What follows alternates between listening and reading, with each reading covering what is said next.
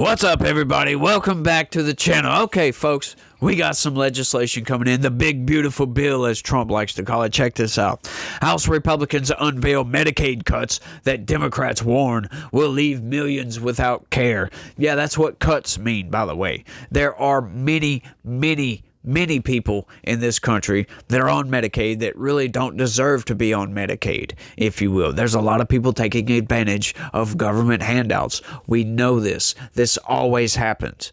There are many people out there that could afford their own health care, and they choose to lie. They manipulate their numbers, blah, blah, blah, blah, blah, so they can get free health care from the government.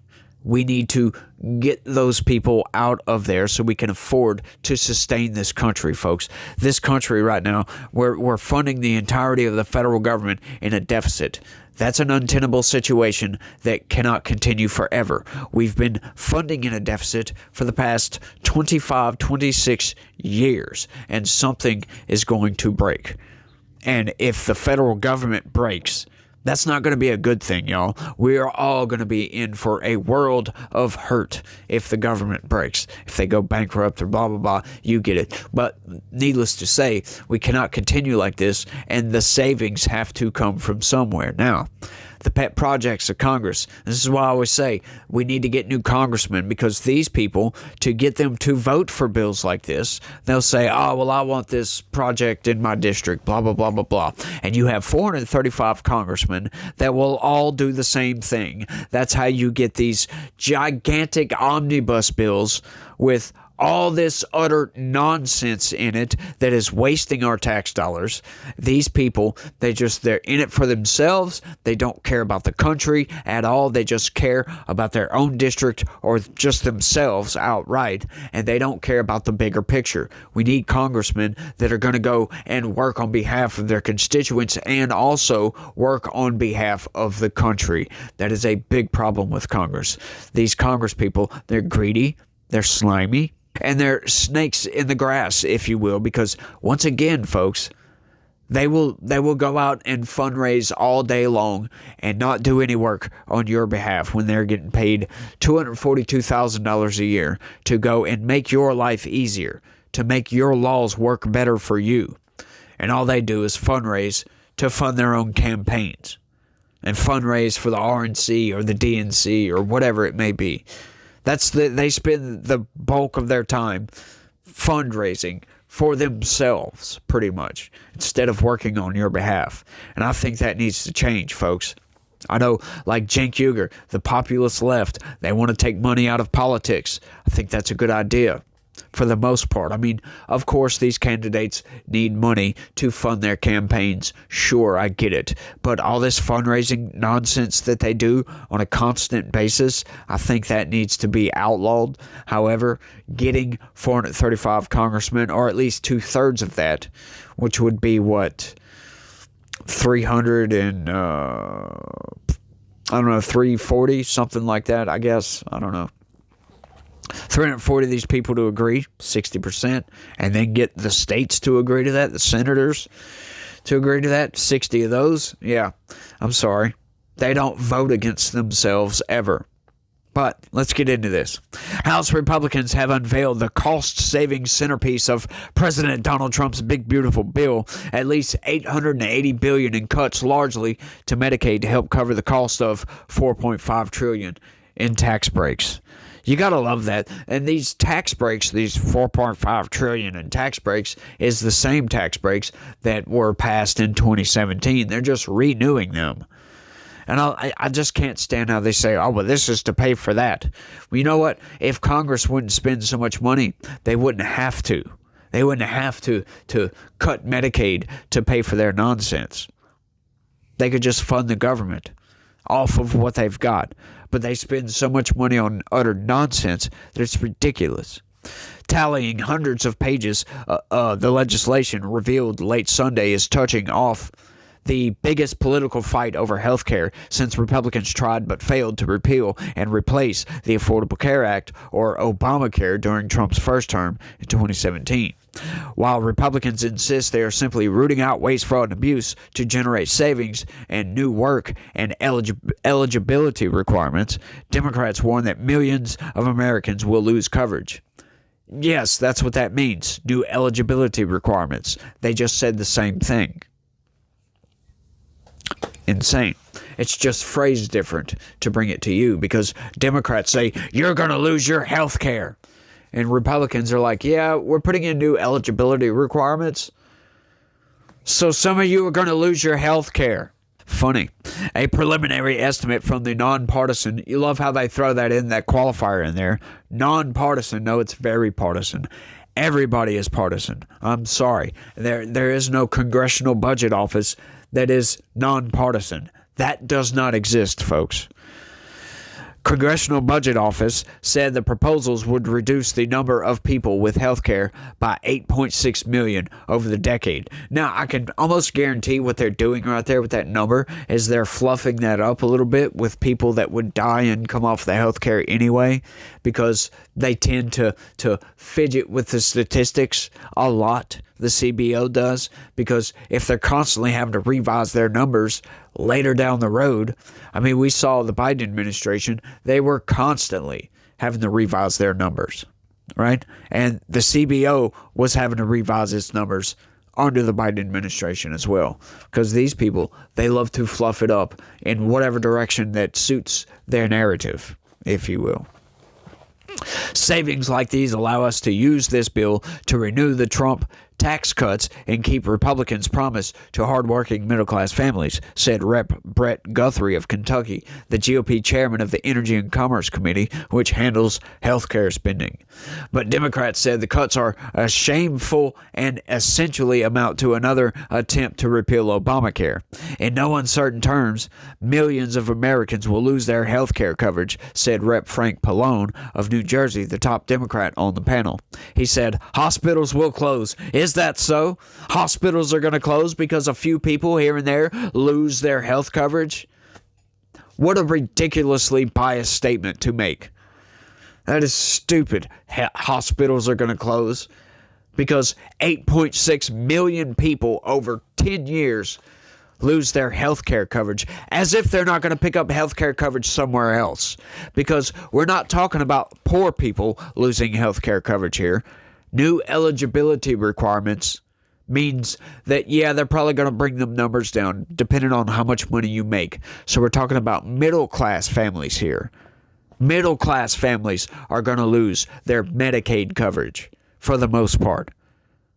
Right? People that are at, say, the lower end of middle class that still are eligible. The requirements are going to go down. So poor people, they're still going to have their health care. These people are insane, y'all. They really are. Top Democrats, seniors. Hospitals will close. Seniors will not be able to access the care they need, and premiums will rise for millions of people if this bill passes. Oh, now we have an economist making predictions over here. He doesn't know that. The healthcare costs could go down because of this. As Republicans race toward House Speaker Mike Johnson's Memorial Day deadline to pass Trump's big bill of tax breaks and spending cuts, they are preparing to flood the zone with round-the-clock public hearings this week on various sections before they are stitched together in what will become a massive package. Yeah, and we hate those, y'all. I can't stand Mike Johnson for doing this. He ran on breaking all this nonsense up. And then Donald Trump comes in and says, I want a big, beautiful bill. Like, come on, dude. Like, the big, beautiful bills are how we get all this $1.8 trillion deficit spending. But, you know, Donald Trump's from the old school and he don't see it that way. Well, I disagree. I think it should be single subject bills, and that's it. That, you know what that would mean? Why I say that? That would mean that Congress people would have to be in their office working on legislation a whole hell of a lot more than they are currently. And that would mean less time fundraising for these congressmen and more time doing their damn job. Trying to work out the budget to where we're not spending money we don't have. Because currently we're spending a lot of money we don't have. The politics ahead are uncertain. Like, what was the point of that? More than a dozen House Republicans have told Johnson and GOP leaders they will not support cuts to the healthcare safety net programs that residents back home depend on. Trump himself has shied away from a repeat of his first term, vowing there will be no cuts to Medicaid. Yeah, no cuts, just eligibility requirements, new eligibility requirements, which will mean that we're paying out less in Medicare. One Republican Senator, Josh Hawley of Missouri, warned his colleagues in an op-ed Monday that cutting health care to pay for tax breaks would be morally wrong and politically suicidal.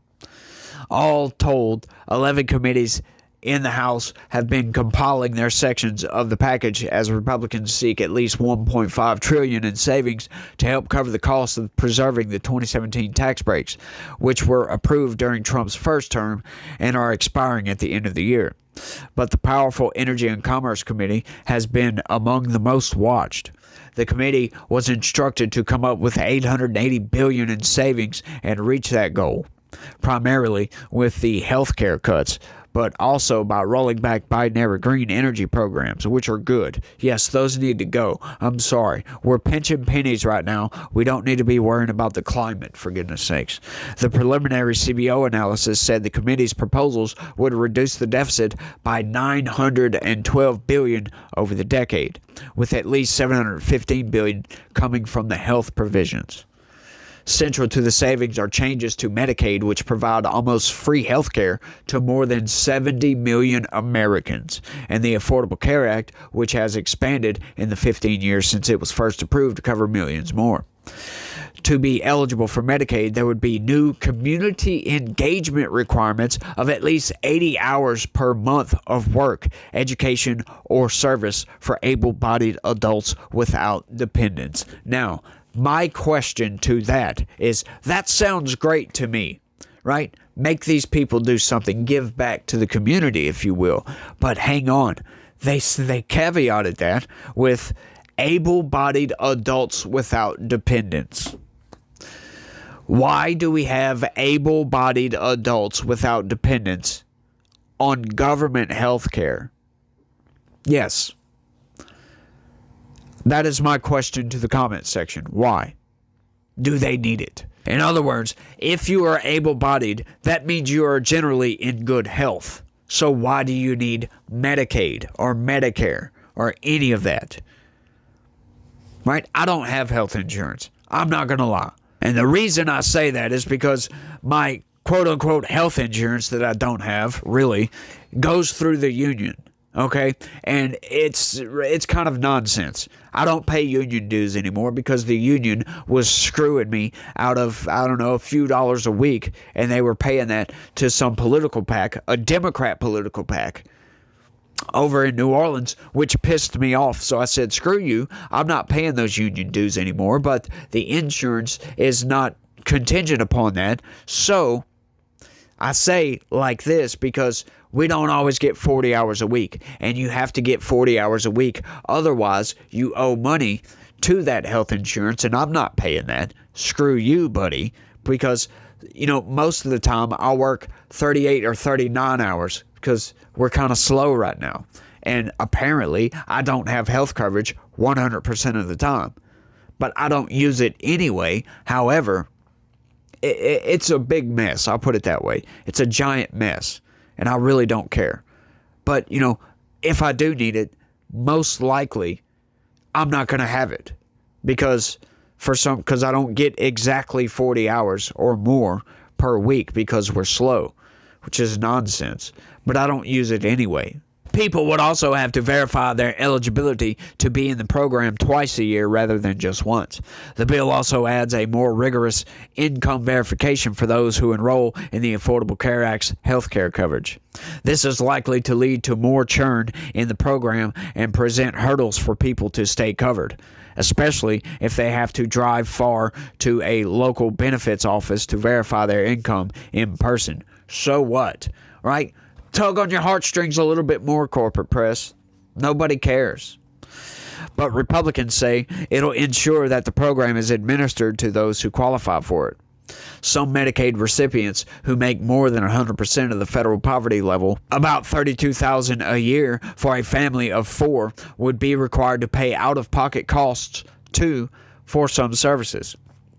Those fees, which would not apply to emergency room visits, prenatal care, pediatric visits, or primary care checkups, would be limited to $35 a visit. And applicants could not qualify for Medicaid if they have a home that is valued at more than $1 million. Why would somebody that has a home even close to $1 million need Medicare or Medicaid? Once again, folks, that program was supposed to be for so poor people can afford health care, for goodness sakes, not for middle class people. That's not who this is supposed to be for. The middle class people should be able to afford their own health care. This was meant for poor people so they could get the care they needed when they needed it because they didn't have the money to get the care that they needed. That's what social safety nets are supposed to be about, right? Like Social Security.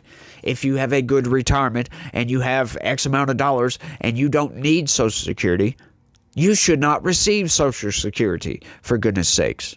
That's what I think, because that's what any type of government assistance is supposed to be for. It's for the people that can't do it on their own, for goodness sakes. It's not supposed to be for these people that can do it on their own. It just doesn't make sense to me. This is why Social Security is going to become insolvent. People taking advantage of it, blah, blah, blah, blah, blah. You get it. Medicare, Medicaid. This is why we have to pay out so much of our revenue. Because people taking advantage of the system. And I think it needs lots of reforms. A lot of people need to be booted off. So we can actually be able to afford the people that deserve the Medicare and Medicaid. It's insane to me. The proposed bill also targets any immigrants who are living in the country illegally or without documentation. Yeah, that shouldn't even be a question, y'all. Should not even be a question. Those people definitely don't deserve any sort of government assistance from the United States if they're in the country illegally. Or if they're not citizens, for goodness sakes.